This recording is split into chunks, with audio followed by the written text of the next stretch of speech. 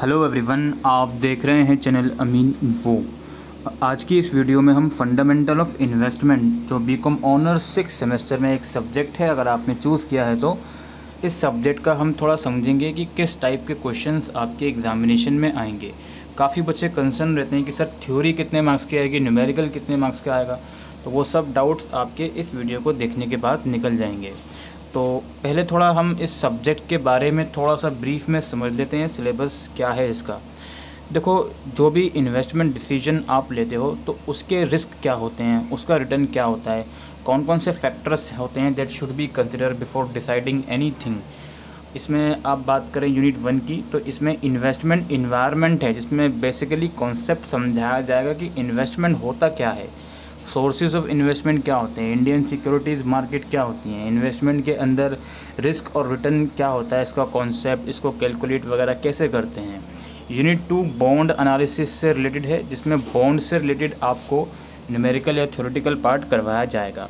Bond yields क्या होती हैं, बॉन्ड को वैल्यूएशन कैसे करते हैं, बॉन्ड के अंदर रिस्क कौन कौन से होते हैं, क्रेडिट रेटिंग वगैरह, ये सब चीज़ें हैं। Unit 3 approaches to equity analysis. Equity analysis में कौन कौन से अप्रोचेस होते हैं, इसका फंडामेंटल एनालिसिस, टेक्निकल एनालिसिस और वैल्यूएशन कैसे होता है इक्विटी शेयर का, डिविडेंड डिस्काउंट मॉडल और पीई रेशो मॉडल, ये दोनों मॉडल इंपॉर्टेंट हैं।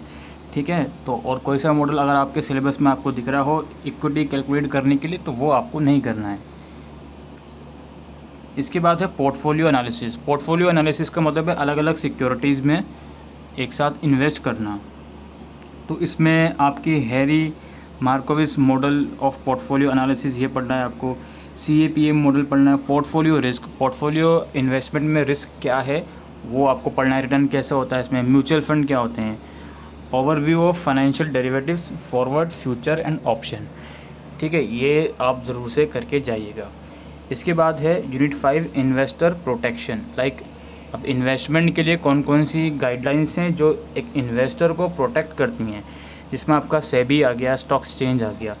सेबी और स्टॉक एक्सचेंज का क्या रोल है इन्वेस्टर प्रोटेक्शन के लिए, इन्वेस्टर ग्रीवेंसेस में क्या क्या प्रोसीजर होता है, ठीक है, उनका रिड्रेसल कैसे होता है, उनकी शिकायतों की सुनवाई कैसे होती है। इनसाइडर ट्रेडिंग क्या होता है, insider trading, investors education and awareness, investors के अवेयरनेस के लिए, एजुकेशन के लिए कौन कौन सी प्रोविजंस हैं, वो सब चीज़ें आप इसमें पढ़ोगे। बुक्स वगैरह मैं आपको पहले ही बता चुका हूँ काफ़ी, ये आप यहाँ पर देख भी सकते हो। अब बारी आती है इसके एग्ज़ामिनेशन पैटर्न की। एग्ज़ामिनेशन पैटर्न दोस्तों अगर हम बात करें तो 5 क्वेश्चंस होते हैं, 75 मार्क्स का पेपर है। हो सकता है DU आपको कुछ एडिशनल चॉइसेस देते हैं, लेकिन नॉर्मली जो पैटर्न रहता है वो 5 क्वेश्चन आते हैं। ठीक है, हर एक क्वेश्चन में इंटरनल चॉइस रहेगी और हर एक क्वेश्चन के मेनली 2 पार्ट्स होते हैं। और मेनली जो देखा गया है इस क्वेश्चन पेपर में, एक पार्ट थ्योरी का है लेकिन एक पार्ट न्यूमेरिकल का है। अब इसका ये मतलब नहीं है कि 50% थ्योरी आएगी। थ्योरेटिकल पार्ट वाला जो क्वेश्चन है उसका वेटेज बहुत कम है, न्यूमेरिकल पार्ट वाले का वेटेज बहुत ज़्यादा है। ठीक है, तो ये मानकर चलो 75 में से एटलीस्ट 50 मार्क्स की तो न्यूमेरिकल आने ही हैं, 75 में से 50 मार्क्स के न्यूमेरिकल आने ही हैं कम से कम। ये मैं आपको लिख कर दे सकता हूँ या बता सकता हूँ, जो भी है। हिंदी या इंग्लिश में से आपको आंसर लिखने हैं। अब देखते हैं क्वेश्चन नंबर 1।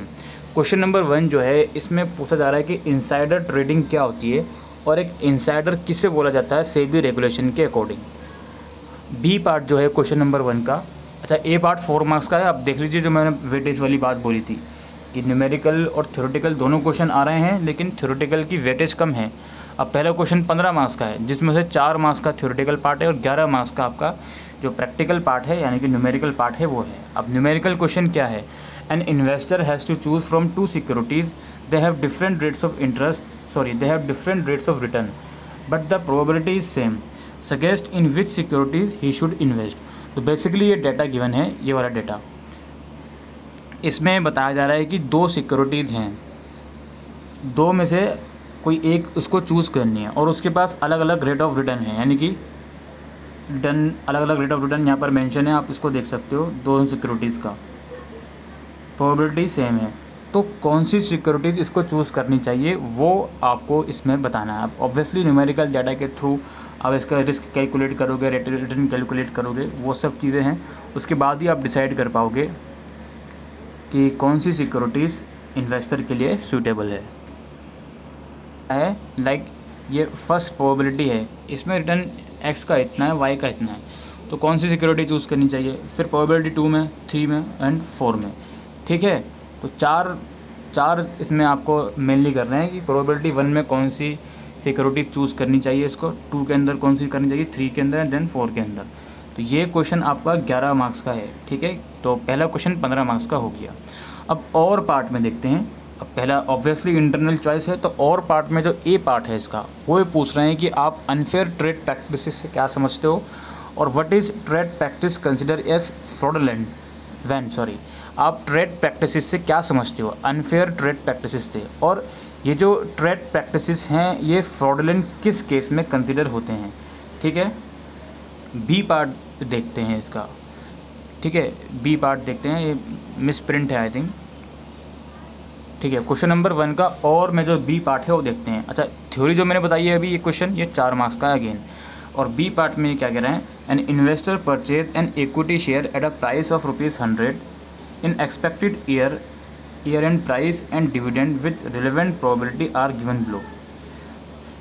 तो पूरा देखते हैं इसका, ये आप लोग देख सकते हो कि इन्वेस्टर जो है उसने इक्विटी शेयर परचेज करी 100 की, इसका expected year end price given है और डिविडेंड गिवन है विद रिलेवेंट प्रोबेबिलिटीज़, अलग अलग प्रोबेबिलिटीज़ के अंदर। यानी कि एक सिक्योरिटी, एक शेयर परचेज करा, उसकी ईयर एंड प्राइस इतनी है और डिविडेंड इतना है, अलग अलग प्रोबेबिलिटी के अंदर, ठीक है। ये डाटा आ गया आपके पास। अब आपको find out the expected return and variability of the return of equity share. आपको एक्सपेक्टेड रिटर्न निकालना है इक्विटी शेयर का, और वेरिएबिलिटी निकालनी है रिटर्न में, अलग अलग केसेस में, ठीक है। तो ये 5 साल का, सॉरी, ये 5 आपके पास सिक्योरिटीज़ के प्रोबेबिलिटीज़ हैं, इसमें आपको क्या निकालना है, आपको एक्सपेक्टेड रिटर्न निकालना है और वेरिएबिलिटी ऑफ रिटर्न निकालना है इक्विटी शेयर का। अगेन ये बी पार्ट है जो कि आपका 11 मार्क्स का है। इसके बाद हमारा क्वेश्चन नंबर 1 ख़त्म हो गया है, जिसमें हमने दोनों चॉइस वाले डिस्कस कर लिए हैं। क्वेश्चन नंबर 2 अगेन ए पार्ट, अगेन 4 मार्क्स का है। इसमें आपको सेंसेक्स और निफ्टी जो सिक्योरिटी मार्केट्स हैं इंडिया में, इसमें क्या डिफरेंस है वो आपको बताना है 4 मार्क्स में। इसके बाद बी पार्ट है, a company is contemplating to issue bonds having face value of ₹5,000 which will be redeemed over a period of 5 year in 5 equal annual installment. The bond carries a coupon interest rate of 8%. Find the price at which bond should be issued to the investor having expected rate of return of ₹10%. एक bonds की detail given है कि 5,000 रुपये का जो bond है वो issue हुआ, और इसमें 5 साल तक ये बॉन्ड रिडीम होगा और एनुअल इंस्टॉलमेंट में रिडीम होगा ये, और इसका जो इंटरेस्ट रेट है 8% है। आपको ये बताना है कि कितनी प्राइस पर बॉन्ड इशू होना चाहिए सो दैट इन्वेस्टर को कम से कम 10% का रिटर्न मिले। कितनी प्राइस पर बॉन्ड इशू होना चाहिए, बी पार्ट में है, जो कि आपका 11 मार्क्स का क्वेश्चन है, ठीक है। और करके जो इसमें है क्वेश्चन नंबर 2 में, इसमें पूछा जा रहा है कि आप इन्वेस्टमेंट से क्या समझते हैं और इन्वेस्टमेंट स्पेकुलेशन से किस तरह से अलग है, ए पार्ट जो कि 4 मार्क्स का है। इसके बाद बी पार्ट जो है क्वेश्चन नंबर 2 में और वाले सेक्शन में जो बी पार्ट है, इसमें यह है कि a bond having the face value of ₹1,000 is currently sold at ₹1,078। The coupon rate payable annually is 12%. It will be maturing after 8 years. What is the yield expected on this bond by the investor? If this bond is callable after 5 years at ₹1,050, what will be the yield? तो basically एक bond की value यहाँ पर given है कि 1,000 रुपये की face value है और करंटली 1,078 रुपये का ये सेल हो रहा है, और कूपन इंटरेस्ट रेट 12% है एनुअली, और ये आपका 8 साल बाद मैच्योर हो जाएगा बॉन्ड। तो इसकी एक्सपेक्टेड यील्ड कितना होगा वो आपको बताना है, कितना इन्वेस्टर इसकी एक्सपेक्टेड यील्ड एक्सपेक्ट कर सकता है। और अगर ये बॉन्ड 5 साल बाद कोलैब हो जाता है 1050 में, तो कितना यील्ड इस बॉन्ड का होगा, ठीक है। बॉन्ड वाले चैप्टर में से क्वेश्चन आना ही आना है, तो वो आप ज़रूर से करके जाइएगा। इक्विटी वाले में से भी क्वेश्चन हमने देख लिया है अभी तक। इसके बाद हमारा है क्वेश्चन नंबर 3। क्वेश्चन नंबर 3 का ए पार्ट अगेन थ्योरेटिकल पार्ट है, आपको डो थ्योरी को एक्सप्लेन करना है exam with the help of diagram 4 marks में। और बी पार्ट जो इसका है, बी पार्ट थोड़ा हम समझ लेते हैं।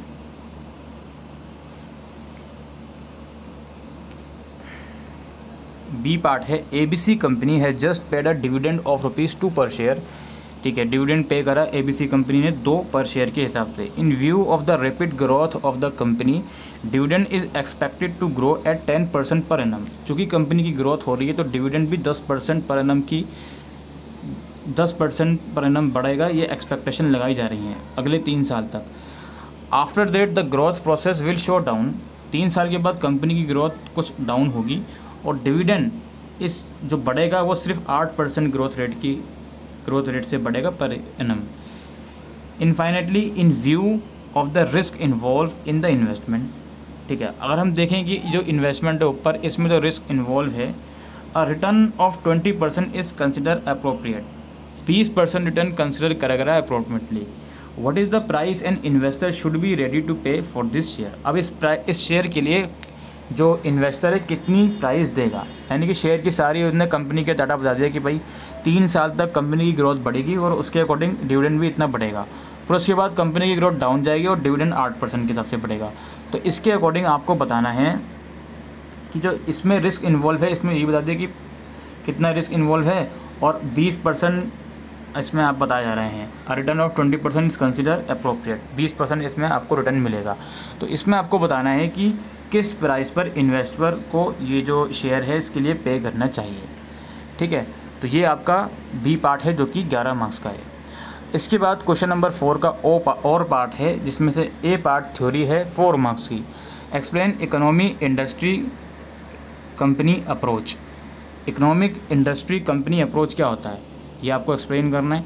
उसके बाद बी पार्ट में है XYZ companies current share price is ₹72 and its last dividend paid was ₹4.80 if dividend are expected to grow at a constant growth rate G and if required rate of return K is 12%, what is XYZ expected share price 3 years from now। तो यही उसी से related question है ये भी कि आपका dividend का प्राइस इन्होंने बता दिया है कि करंट शेयर का प्राइस इतना है और लास्ट डिविडेंड इतना पे किया गया, और अगर डिविडेंड को एक्सपेक्ट किया जाता है कि कंस्टेंट रेट पर ग्रो करेगा और रिक्वायर्ड रेट ऑफ रिटर्न 12% है, तो XYZ को शेयर की प्राइस 3 साल के बाद कितनी एक्सपेक्ट कर सकता है XYZ, तो वो आपको इसमें बताना है। XYZ मीन्स ये जो कंपनी है 3 साल बाद शेयर की कितनी प्राइस एक्सपेक्ट कर सकती है। बी पार्ट है जो कि अगेन 11 मार्क्स का है। 4th क्वेश्चन था ये। ठीक है, 4th नहीं, ये 3rd क्वेश्चन था जो आपका बी पार्ट था और वाले क्वेश्चन का। 4th क्वेश्चन अब हमारा शुरू होगा। इसमें ए पार्ट में पूछा जा रहा है कि procedure involve in credit rating of डेब्ट इंस्ट्रूमेंट। क्या प्रोसीजर होता है क्रेडिट रेटिंग ऑफ डेब्ट इंस्ट्रूमेंट में, 4 मार्क्स में आपको लिखना है। बी पार्ट में क्या है, कुछ इन्फॉर्मेशन गिवन है with respect of 2 securities in portfolio of mister Mohinder. Mister Mohinder की पोर्टफोलियो हैं, 2 सिक्योरिटीज़ हैं, इसकी कुछ इन्फॉर्मेशन है। वेटेज गिवन है कि भाई 40% का शेयर इसमें है, 60% का इसमें। रिटर्न गिवन है दोनों सिक्योरिटीज़ का, और स्टैंडर्ड डेविएशन यहाँ पे गिवन है इतना % का। आपको कोरिलेशन कोफिशिएंट निकालना है बिटवीन द 2 सिक्योरिटीज़। इसके अलग अलग पार्ट्स निकालने हैं आपको। पहले पार्ट में कोरिलेशन कोफिशिएंट आपको निकालना है बिटवीन द 2 सिक्योरिटीज़ अगर standard deviation of the portfolio 14% है तो। दूसरे केस में आपको निकालना है find out the expected returns and standard deviation of the portfolio comprising of A and B in the ratio of 30-70% respectively and correlation coefficient of 1। अब इसमें उन्होंने बोल दिया कि यार correlation coefficient 1 है और वेटेज उन्होंने इसमें चेंज कर दिया, ऊपर जो वेटेज है वो अलग है। अब बी पार्ट में उन्होंने वेटेज चेंज कर दिया और अब बोल रहे हैं कि आप एक्सपेक्टेड रिटर्न निकालो। तो फॉर्मूला बेसिकली इसमें फॉर्मूला वर्क करेगा कि किस तरह से रिटर्न निकालते हैं, स्टैंडर्ड डेविएशन किस तरह से निकालते हैं। पहले वाले क्वेश्चन में तो उन्होंने कोफिशिएंट रिलेशन पूछ लिया कि भाई कोफिशिएंट कोरिलेशन निकालो दोनों सिक्योरिटीज़ में अगर स्टैंडर्ड डेविएशन पोर्टफोलियो का 14% है तो, और नीचे वाले में उन्होंने कह दिया कि आप एक्सपेक्टेड रिटर्न निकालो, हम आपको वेटेज बता रहे हैं इतना वेटेज है और कोरिलेशन कोफिशिएंट 1 है। ठीक है, तो ये 2 पार्ट हैं क्वेश्चन नंबर 4 के बी पार्ट के, जो कि अगेन कितने मार्क्स का हो गया आपका, ये 11 मार्क्स का क्वेश्चन हो गया। इसके बाद और करके जो है क्वेश्चन नंबर 4 में ही इसका जो ए पार्ट है इसमें आपको सिस्टमेटिक रिस्क और अनसिस्टमेटिक रिस्क में डिफ्रेंशिएट करना है, और बी पार्ट में आपको है from the data given below which of the following securities are overpriced और underprice using SMI equation. SML या SMI जो भी है, SML इक्वेशन की मदद से आपको बताना है इसमें से कौन सी सिक्योरिटीज़ हैं जो ओवर प्राइस हैं और कौन सी ऐसी हैं जो अंडर प्राइस हैं। PQRST टोटल 5 सिक्योरिटीज़ हैं, इनका कुछ डाटा गिवन है। इस डाटा की मदद से आपको बताना है कौन सी सिक्योरिटीज़ ओवर प्राइस हैं और कौन सी अंडर प्राइस हैं। इसमें लिखा हुआ है return on market index is 11% and return on risk free asset is 5%। तो कुछ रिटर्न का भी यहाँ पर डाटा गिवन है, इसकी मदद से आपको बताना है कि कौन सी सिक्योरिटीज़ ओवर प्राइस हैं और कौन सी अंडर प्राइस हैं। ये 11 मार्क्स का क्वेश्चन हो गया। इसके बाद क्वेश्चन नंबर 5 आता है। क्वेश्चन नंबर 5 के अंदर the following particular are given relating to a mutual fund. एक म्यूचुअल फंड है, उसके रिलेटेड कुछ डाटा यहाँ पर गिवन है। Opening NAV per unit, closing NAV per unit, administrative expenses including fund जिसमें manager remuneration, manager advisory fee, publicity and documentation, ये कुछ एक्सपेंसेस लिखे हुए हैं। Total units issued by the fund are ₹200 lakh. Ascertain the expenses ratio. तो कुछ data given है, इसमें बेसिकली आपको एक्सपेंसेस रेशो निकालनी है। ये ए पार्ट है क्वेश्चन नंबर 5 का, ठीक है। क्वेश्चन नंबर 5 का ये ए पार्ट है और ये 4 मार्क्स का है। बी पार्ट में अगेन न्यूमेरिकल है। क्वेश्चन नंबर 5 के दोनों पार्ट में न्यूमेरिकल आया है। तो अभी तक हमने देखा थ्योरी 16 मार्क्स की आई है पूरी, ठीक है। अच्छा, क्वेश्चन नंबर 5 के बी पार्ट में न्यूमेरिकल है अगेन। इसमें mister Sunil has bot call and put option both. Mister Sunil has bot call and put option both. Each contract is of 1000 share. He has purchase 1 3-month call with a strict price of ₹this and 15 as premium. He has purchased a 3-month put option with a strict price of this and 13 premium. Find out his position and total profit and loss if stock price on expiration date is ₹120 and 120. तो put and call option इनके पास हैं। इन्होंने कुछ चीज़ें purchase करी हैं premium पर और उसके बाद इन्होंने बताया है कि आपको इनकी पोजीशन निकालनी है, प्रॉफिट एंड लॉस कितना है इनका, अगर स्टॉक प्राइस 120 है और 180 है। तो ये क्वेश्चन है जो कि 11 मार्क्स का है। और 5th करके जो और पार्ट है उसमें ए पार्ट में थ्योरी आ गई अगन कि आप फ्यूचर से क्या समझते हो और future how it future contract different from forward contract. Future contract forward contract से किस तरह से अलग है ये भी आपको बताना है। ये सब चीज़ें पोर्टफोलियो वाले क्वेश्चन में से आ रही हैं जो हम डिस्कस कर रहे हैं, ठीक है। तो हर एक यूनिट में से पूरा क्वेश्चन आया है। बॉन्ड वाले में से भी आया है, अप्रोचेस टू इक्विटी एनालिसिस में से भी आ गया, पोर्टफोलियो में से भी आ गया, इन्वेस्टर और फर्स्ट यूनिट में से भी जो पहला क्वेश्चन था रिस्क और रिटर्न कैलकुलेट करना था उसमें से भी आ गया। थ्योरेटिकल पार्ट भी इसमें आ रहे हैं। तो हम क्वेश्चन नंबर 5 का जो है बी पार्ट देख रहे हैं। ए पार्ट तो हमने बता दिया थ्योरेटिकल है जो कि 4 मार्क्स में आपको लिखना है। बी पार्ट है mister A is holding share of x limited in his portfolio.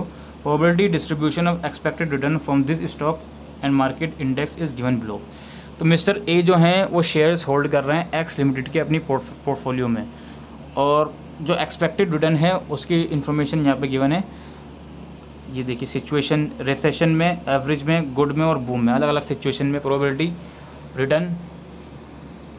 Return of A%, return of market %, इतना है। और इसमें लिखा हुआ है रिस्क फ्री रेट इस 7% है, रिस्क फ्री रेट 7% है। Assuming the CAPM condition, CAPM condition को अज्यूम करो कि वो ट्रू हैं, CAPM कंडीशन ट्रू हैं।